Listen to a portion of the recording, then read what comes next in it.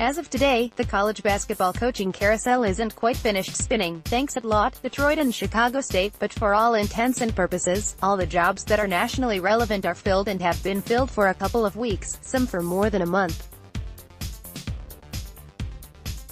What that means is that it is time to look back on some of those big-name coaching decisions. Who made the best hires?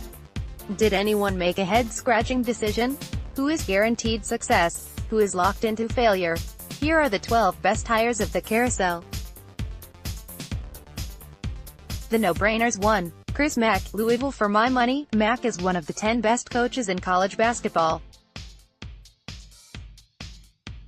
He's young, he's a high-level recruiter, he understands how to run a program in that part of the country, he's dealt with a passionate fan base at a basketball school. This was the hire, and Louisville got it done. On a down Hurley, UConn. Another home run hire, and this one coming at a discount of sorts. Hurley picked UConn over Pitt, who offered a more lucrative contract, and Rhode Island, who offered him an extension with a bigger dollar figure. Dan, the son of legendary high school coach Bob Hurley and the younger brother of Bobby Hurley, picked the Huskies in part because of the fact that they were another school in the Northeast and in part because of the pedigree that comes with the UConn brand. Whether or not the Huskies can actually return to the glory of the Calhoun years is up for debate, but Hurley is the guy to do it. He'll recruit better than Kevin Ollie did, and he should be able to coach up the players he lands better than Ollie did the last 4 seasons. I don't expect UConn to once again become a top 5 to 10 program in college basketball, but I do think that Hurley is the guy that can get them back to being a perennial top 25 team and an annual AAC contender. AP photo, Stephen Dunn. These athletic directors earn their salaries. 3. Penny Hardaway, Memphis. I do not know if Penny is going to be a good college coach. He was a good high school coach, a good AAU coach, and a great college and NBA player, but that doesn't always translate. What I do know is this: he is going to be able to recruit the city of Memphis, which is something that Tubby Smith, his predecessor, was not able to do, because he already is landing Memphis kids. Getting talent matters. I think Tubby Smith is a better basketball coach than Josh Pastner, but Pastner unquestionably had more success at Memphis than Smith did. Penny will get talent. But more importantly, Penny has reinvigorated a fan base. Memphis fans want to root for talented, local players. They're going to do that with Penny, who is a Memphis native and alum, recruiting the kids he coached at East HS and with Team Penny.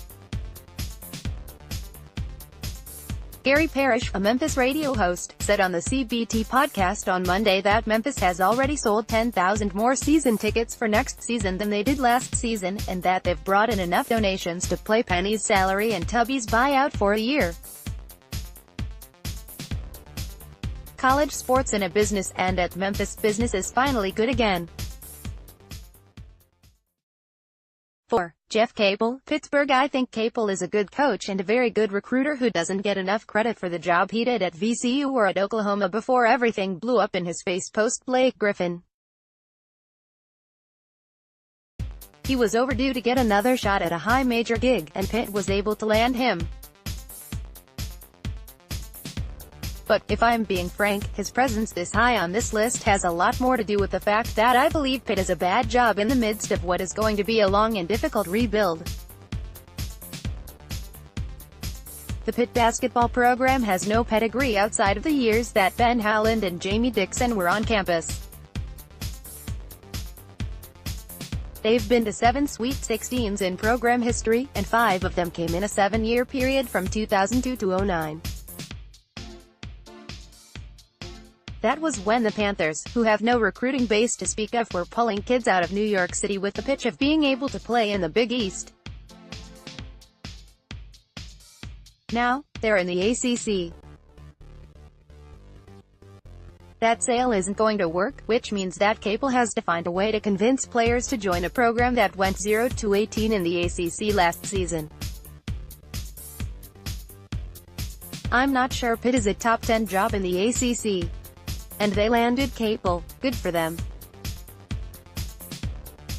5. Ashley Howard. LaSalle. Ashley Howard is a Philly native and a former LaSalle assistant that has spent all but 1 year of his post-high school life playing or coaching at one of Philly's college basketball programs.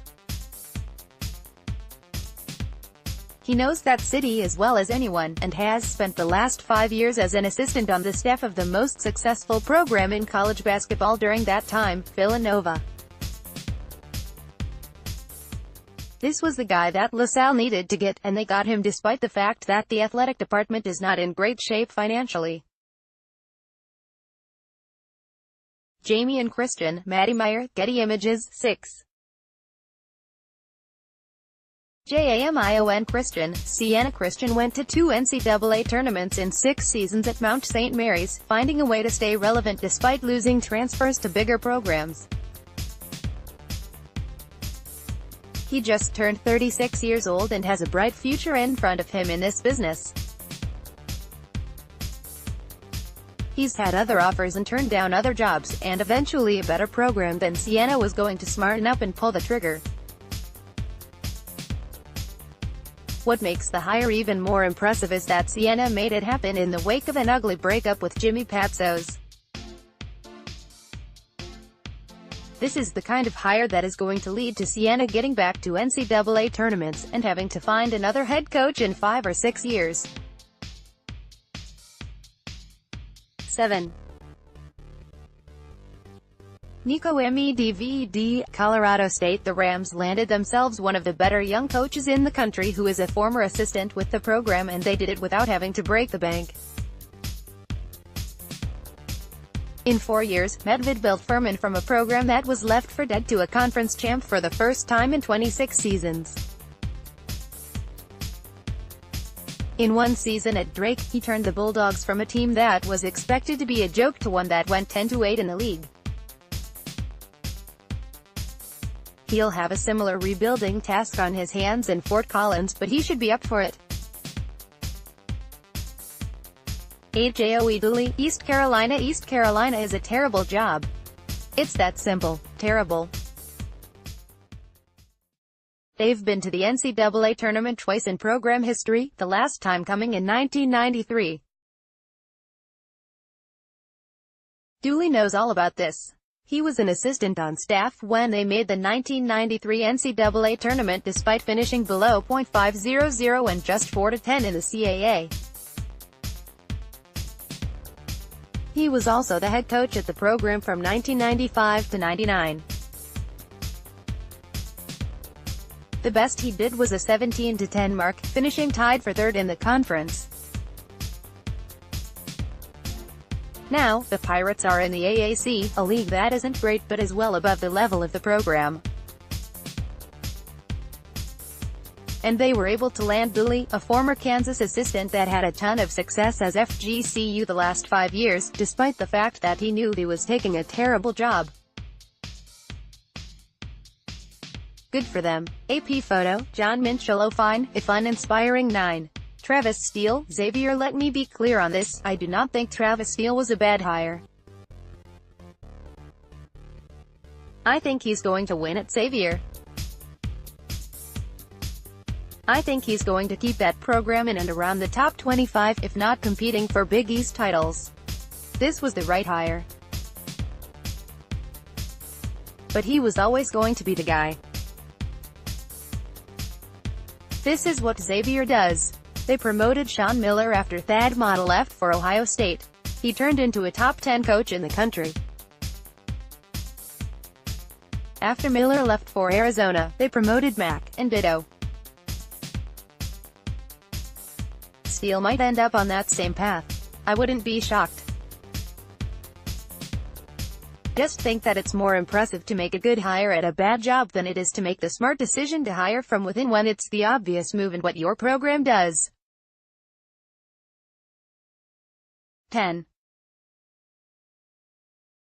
Tom Crean, Georgia. It's not that I don't think that Crean, the former Marquette and Indiana headman, is a good coach. I do. It's that this hire is kind of a weird fit. Green has spent the majority of his coaching career in the Midwest, even if he did end up recruiting nationally more than he did within state borders by the end of his time at Indiana. Recruiting Georgia, and specifically Atlanta, is complicated, but it can be quite fertile if done correctly.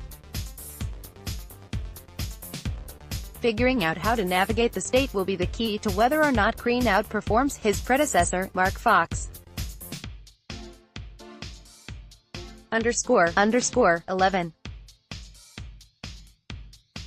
Kermit Davis. Ole Miss. Kermit Davis is a good coach that had a tremendous amount of success at Middle Tennessee State and is familiar with the recruiting waters he'll have to wade in at Ole Miss.